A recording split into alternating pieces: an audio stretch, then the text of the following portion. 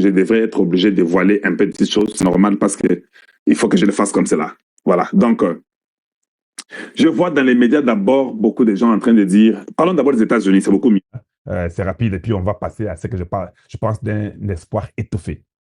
Kalonji, les Américains nous ont menti. On a signé. Maintenant quoi? Maintenant, regarde, Ophir est tombé. Nous avons signé. À tous ceux-là qui vous envoient les messages, quand il y aura quelque chose de différent qui arrive très bientôt, il ne faut pas que les mêmes personnes maintenant se taisent. Moi, je les encourage. Parce que moi, je parle, non?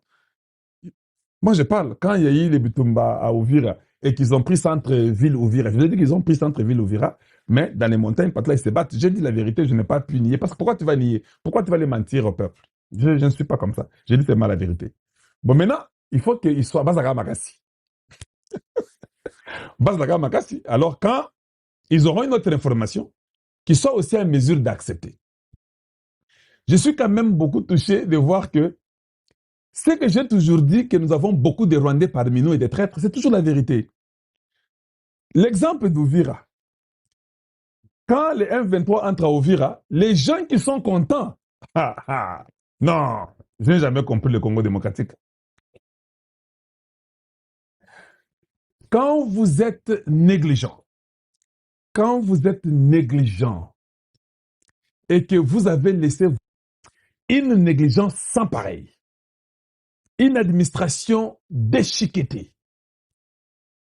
les ennemis savent que non. Notre souffrance est le bonheur des autres. C'est ça que je peux vous dire. La souffrance des Congolais aujourd'hui est le bonheur de nos ennemis. Ils sont au four et au moulin en train de tout faire que Mboke Bongate. Parce que ceux qui est boni, ils n'ont pas d'autre choix que de continuer à nous saboter, à se battre, à faire tout ce qu'ils font là. Et c'est à nous, Congolais, de comprendre. Des fois, les Congolais t'emballent très facilement. Je m'excuse. Il y aura un moment donné, il y aura la séparation. Vous avez des amis que vous aimez bien, mais ils sont rwandais. Je m'excuse, mais à un moment donné, vous devez leur dire au revoir. Oui, parce que nous devons arranger notre maison. Je sais que vous avez des Rwandais, vous causez, vous entendez bien, mais at some point, nous devons d'abord leur dire que non, you know what, c'est d'abord le temps de partir, nous verrons le reste après. C'est comme ça. Et c'est là où je pense que ça va nous amener, parce que nous remarquons nous-mêmes, quand une ville est touchée, ou une ville est abandonnée, nous savons voir comment les gens sont contents. Bamoussoussou, ils font même semblant. Ils ne savent pas que nous comprenons qu'ils font semblant. Ce qui est grave. Surtout quand tu fais semblant, on a dit que ça semblant. Donc, c'est ce qui est un peu grave. Et ce sont des vérités que peut-être il faut que ceci arrive. Je continue. Il faut que ceci arrive pour que tant makambo kozandenge tolingue salila ou bien tant yoko changer wana que personne ne puisse dire ou bien se cacher. Tout est clair, noir sur blanc. Nous connaissons qui est qui au Congo, qui a soutenu qui a soutenu qui a fait quoi dans ce pays. Et je pense qu'à un moment donné, ils auront bien, tout est bongo. Quand tout est connu, maintenant, bien. Et puis quand nous reprenons, parce que de toute façon, nous sommes en train de tout faire pour reprendre le contrôle de tout. Pas seulement les contrôles, même changer les systèmes, changer tout. C'est ce qu'on doit faire, on n'a pas de choix. La seule façon que nos enfants seront dans la paix. Bitumbo, ils ont bitumba Tshisekedi. Ils ont bitumba Kalonjité. Des fois, je me moque des gens quand je vois quelqu'un. Kalonjité, non, non, non, non. Je sais ce qui se passe. Toi, peut-être, tu ne sais pas. Je vais t'expliquer aujourd'hui, je vais t'aider. Peut-être pour que tu ailles bien dormir aujourd'hui, si tu veux. Voy Afrique du Sud. A sali déclaration de Congolais. Alobi, Paul Kagame na kati ya Maison Blanche. Na kati ya Maison Blanche, Paul Kagame a signé devant Banani, devant les Américains, l'accord de Washington. Kozonga zongi maramoko bandi guerre. Et guerre wana bandi ba massacre, ba tuerie. Bandeko, Julius Malema a craché sur communauté bino bobengaka, la communauté internationale. Alobi wana et la kisi clairement que la diplomatie comme le kokopola. Wana Julius Malema. Bandeko, c'est toujours Julius Malema qui Kibiso secret. Il y a Nelson Mandela. Abi Mandela avait trahi le Sud-Africain. Le président Tshisekedi s'est retrouvé dans la position où Mandela Zalaki na yango, je vous le dis, Bandeko Congolais. Qu'on ne vous trompe pas. La position Tshisekedi na yango.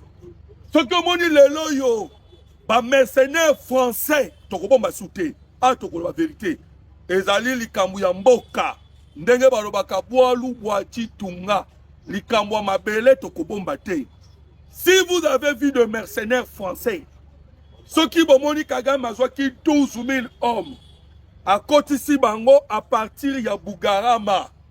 Bugarama ezali na Rwanda, na frontière aye tout droit à Koti Kamanyola, Kamanyola Sange, Sange Uvira.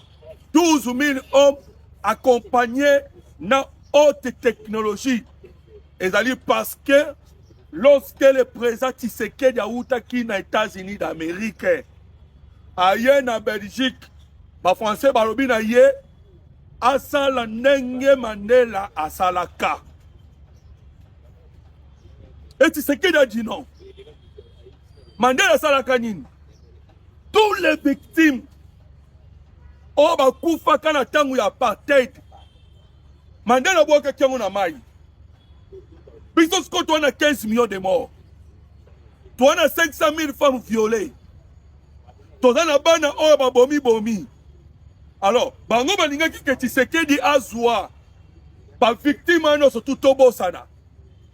Totika revendication il y a génocide congolais. Parce que c'est ça qui est basé derrière génocide wana. Vous avez vu vidéo moko eza viral non sur les réseaux sociaux. Oh yoka ba français ka bango moko presse française. Batuna ki na Antonio Guterres. Antonio Guterres azali nani? C'est le secrétaire général des Nations Unies. Babina Antonio Guterres yebisa biso. Qui finance? Banani ba pesa kaba parce que yebo ko Antonio Guterres utabanda ikoloba. Kebiso oni to na capacité ya kobundana ba M23 te. Ndeko Congolais yoka. Oni na munoko ya Antonio Guterres. Alobi ke bango oni bazali na capacité ya kobundana M23 te. Journaliste tout nié. Ce qui bino oni bo na capacité ya kobundana M23 te. Maintenant M23 ba armes wapi. Guterres aloba kinini. Oh non, les armes que possèdent les M23 viennent de quelque part. On comprend qu'est-ce que les sécuritaires SARDC même nous on y a yebiango. Ezali mafia ya mukili mobimba. Bango tout basangana bayokana kake esengeli bacha la guerre à l'est. Antonio Guterres a mis ça qui secret. Alors, Tshisekedi doit abandonner la bataille. Il y a génocide congolais. Voilà maintenant place Bitumbe Zali. Si Tshisekedi refuse, bango pe balobi, pas question de la paix. Tshisekedi doit renoncer à 15 millions de morts. Nous avons dit Paul Kagame, et l'on a ba français, et l'on a bango surtout on a ba européens. Bazo ya siko Uvira, et na Uvira ti bazo ya vers Uvira na ba objectif mibale. 1. Bake na montagne de Mulenge. 2. Bakota na Burundi. Pourquoi bakota na Burundi? Parce que Evariste Ndayishimiye et Père Lobaki non. Est-ce que vous ne comprenez pas qu'il y a des Congolais, il y a aussi des Burundais, il y a des Africains qui ont commis la colonisation? Evariste Ndayishimiye et Père Lobaki non. Non, c'est-à-dire quoi? Burundi, Rwanda, Uganda, Kenya, Bamboka wana nyonso basangana kapona kocha l'insécurité na Est RDC. Bamboka na misato. Mine écoute na koloba. Mais Burundi atala lobité. Tokoki ko continuer boyete. Tomonaka makila ya ba Bantu esopanaka ko sopana. Voilà pourquoi Evariste Ndayishimiye ayaki kosangana na président Tshisekedi. Bon, on a interview à Paul Kagame à Lobby Bandeko. Bon, on a Congolais ba soutenir Kabila. Landa interview à Paul Kagame oyoka orgueil. Kagame azolo ba ngai na bisaki Ndayishimiye ko chama kolono na Congo te. Est-ce que vous imaginez? Donc Kagame ya kanisa ki da Congo comment ya yetondeni. Pour bando pesa ordre na Ndayishimiye. Kagame alobi yango lobi. Alobi tangu na yoka Ndayishimiye akoti na Congo. J'ai dit à Ndayishimiye, qu'est-ce que tu es allé faire au Congo? Ça c'est Kagame. Bandeko, soki to soutenir Tshisekedi terre, to kokota boumbu ya ba Rwandais. On m'a dit 18 ans. Oh, to lekina Kanambe Hippolyte. Nan to moni le côté. Na 18 ans, ba biso combien? 15 millions, hein? Sikoyo, Kagame nenga zoya susuboye. Na bandeko oba Congolais ma yele zate, oba koloba ke Kagame nanga yaka, on dirait nanga ndem tazoya. Bokolela, tokolela. Ceux qui ont eu conseil, c'était de soutenir Tshisekedi, tokolela. Parce que, Mundela ebide que la génération oya koki ko permettre sous-souter, basa la colonialisme. Il faut basa la néocolonialisme. C'est-à-dire, bas une de connards noirs, aye ko dominer Syrio. Et c'est Kagame qui les ont choisis. Est-ce que vous savez que le Rwanda a le troisième contributeur? Il y a pas casque bleu dans le monde. Est-ce que vous savez cela? Troisième position, le Rwanda. Et le Rwanda maintenant, selon les occidentaux, besoin qu'il y ait Rwanda pour pas commissaire gendarme. Il y a Afrique. Dans la République centrafricaine, dans la Mozambique, dans la Bénin, le lot na Congo. Kagame qui dit avec tout orgueil envers Evariste Ndayishimiye. Envers Evariste Ndayishimiye que Nanya Pessio hors de côté la Congo. Tu ne dois pas entrer là-bas. Et Kagame a lobby, Ndayishimiye a 20 000 hommes dans la RDC. Qui a dit à Kagame, à côté de 20 000 personnes, ça c'est Paul Kagame. Lobby. Alors justifié l'attaque na Uvira. Kagame a lobby, j'ai attaqué Uvira parce qu'il fallait que ne Kosovo Banyamulenge. Vous comprenez pas de quoi Congolais. Vous comprenez pourquoi nous vous interpellons. Toi interpellons de Congolais à la conscience à la colonisation au travers Paul Kagame. Un petit pays comme le Rwanda, binom Tbolobaka. Oh, moi petit pays comme le Rwanda. Mais derrière, Rwanda, ça moi, Soso, oh, Tony Nzungu. Vous savez, derrière le Rwanda, Banan Basali, est-ce que Paul Kagame, Nambo Kaloko Rwanda, a la capacité, il y a côté d'homme de fer, d'homme de fer. Pour la bande de Kobaïbi, d'homme de fer, et ça a un système anti-aérien pour Israël Mingi. N'a pas mérite, pas pays développé dans ce salon. Mais Kagame, Bachela n'est pas français, d'homme de fer. Donc, je réponds aussi à Congolais, mais biso Congo, pour la nini, to beti missile solaire te. Oba CH4 ezawap, bandeko. CH4 okoluka, soke ezawap. Est-ce que CH4, so bâti d'homme de fer bêta, bongo brillage électronique, bongo ba armes sophistiquées, oh yo kaki Antonio Guterres. Alors vous comprenez que toko gagner guerre oyo, c'est lorsque la population congolaise, bango tout toko s'arranger derrière le président Tshisekedi wana toko longa Paul Kagame. Soki botika lika ba spectateur, ota la kana musika, ah vraiment Tshisekedi, ah gouvernement oya, ah toko koma ba wumbu ya Rwanda. Oki Paluku ne ba bomi non? Paluku. Vous savez pourquoi on a tué Paluku? Paluku o azalaki awa. O azalaki masa ya bisimwa. Ba yawa ba ministre, ba carré minier, ba kope belé. Atondité. Alobika ke il y a qui ne corrompre, qui ne collaborer avec le M23. Mais on a tué. Bah tué yé bandeko. Les Rwandais tout non, atrocité. Nous allons tout dire. Kagame Masala milice na yé. Milice Kagame Masala est composée par des Tutsis. Et la majorité de tout Ouganda. James Kabarebe, Moïse Nyarugabu, Sultani Makenga. Donc, oh, comment on a battu Skotanganda, Bakunda Batouare, Asangisi Batouana Nyonso Bandeko Congolais.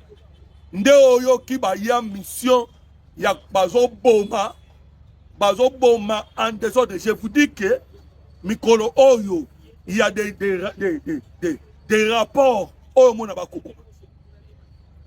Et vous maintenant, si nous soutenons pas Tshisekedi avec Batouana, vous savez presque Rosuka.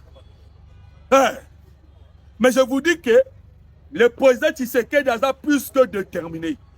Ndena utu kolobanayo. À côté ici, 3 réunions. Comme ça n'a été que réunion pour opportunité. Tshisekedi est en train de faire tout ce qu'il peut faire. Bandeko, est-ce qu'on a dit que Tshisekedi a pu m'accater? Bao balo bakake, ou azo voyager. Comme Nicolas Vio, c'est fatigant. N'a niveau avec Tshisekedi, pour déjà ça, avant que le président Tambola n'a déjà. C'est fatigant, les lots à l'ambokabo, les lots à l'ambokabo. C'est parce qu'il y a eu que Paul Kagame a Kabola Bomengo. Il y a Congo partout. Dans 2012. En 2012, lorsque Paul Kagame a senti qu'il était sous pression. D'ailleurs, depuis 2008. À mon avis, Obama comment il a changé le langage envers lui par rapport à Ping et Komi Kobima, par rapport à Rebelle Komi Kobima, qu'est-ce que Paul Kagame a fait? Attends, les Américains ont soutenu des années. Amoni Clinton a ça longwe parce que Clinton de mukologue. Amoni Clinton a komi kolongwa. Amoni ba komi kolongwa moko. Abi danger zali. Nde Kagame Kena Asie. Nde Kagame Kena France. C'est alors mon équipe ba français ba pesi bango francophonie. Donc Kagame a compris que ce qui a été en États-Unis d'Amérique, Yemoko. Lobby il aurait des problèmes peut-être. Voilà pourquoi Bengi ba chinois na COP, a Bengi ba asiatique na COP, Qatar, Émirats Arabes Unis, Arabie Saoudite, ayeko benga ba européen wana nyonso, ba France, ba Allemagne, nde mon Allemagne kuna Bayern de Munich, visite Rwanda, ayeko zwa Angleterre kutu bazala uta kala nyonso. Donc Kagame a teka kimbo cannabis partout. Ateki Bomengo Yamboka partout, Bandeko, aimer l'émission, tapoter l'écran, partout aux alliés Kolandabiso, soutenez cette émission par vos j'aime et par vos commentaires, en partageant aussi l'émission. Voilà. Alors comprenez que Kagame de Ateka Kibiso partout. Voilà pourquoi attends Koloba, des Congolais qui disent que, wapi américain, oh, bakene consigner les Américains. Donald Trump, bandeko ba Congolais. Quoi que la volonté zana yango. Vous allez maintenant constater qu'il y a une résistance à Mpaza ba européen. Résistance à ba européen, Zali. Nous avons ba français ba soutien à Paul Kagame. C'est là où moi, bandeko, selon mon avis, Napona ngai, mutulokola, ba français, toi, tu as ta relation. Parce que tu es le premier pays francophone au monde. Même résolution. Résolution oh, 2773. Il y a les Nations Unies. Résolution wana. Résolution wana bandeko ba Congolais. Et c'est une résolution écrite par le français. Alors, le conseil des ministres peut quota. Dès que tu connais que la réunion est au quota par-ci par-là. D'abord, lobby. Gouvernement congolais à côté ça qui conseil des ministres restreintes. Le loi côté ce qu'on réunion interinstitutionnelle. Ce qui est la réunion interinstitutionnelle, mon Kozamboka côté sa réunion il y a défense. Après côté sa réunion à défense, bandeko, vous allez voir des décisions. même état-major ya armée, bah si bah rappeler bango bah ça déjà ah wato kobeta mino masolo. Vous allez voir maintenant des décisions. Nyonso obino ba congolais vous allez kosenga tel que ba décision oh ba toucher armée que le président Tshisekedi a touché armée ba ndeko ba congolais. Azo touché armée. Ayoki déjà ba déclaration na bino nyonso tout azo touché armée. Alors réaction Paul Kagame, comprenez parce que PK Kalelo, la journée d'aujourd'hui, de Tobeta Masolo, Conseil de sécurité Pesokota, dans Nations Unies. Les Congolais, ils de partout, ils sont lembi ba réunion.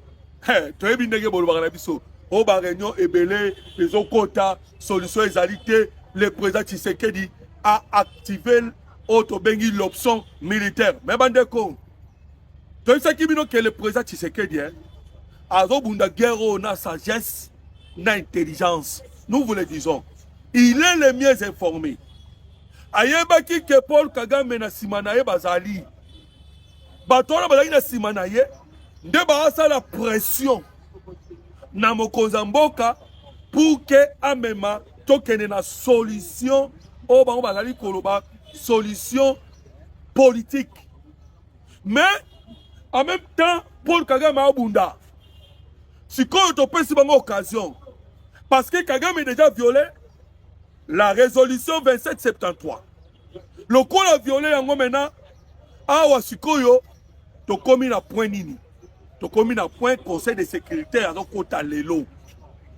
Dozera la décision oekobima dans le Conseil de sécurité des Nations Unies.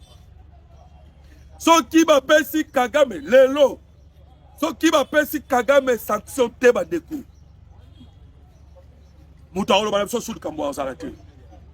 Voilà pourquoi je vous ai dit que réunion tripartite, rencontre tripartite, déjà à la région ça a déjà mobilisé. Vous savez que le M23 n'est pas commis dans Ouvira. Pas d'aller dans l'objectif fini. À partir d'Ouvira, bakozo bamasuwa na bango o bazanga nango po bakita kati Tanzanie. Lobi baloba kiango, balobi sikoyo toza ouvert. Toza na possibilité sikoyo tokenda kati Tanzanie.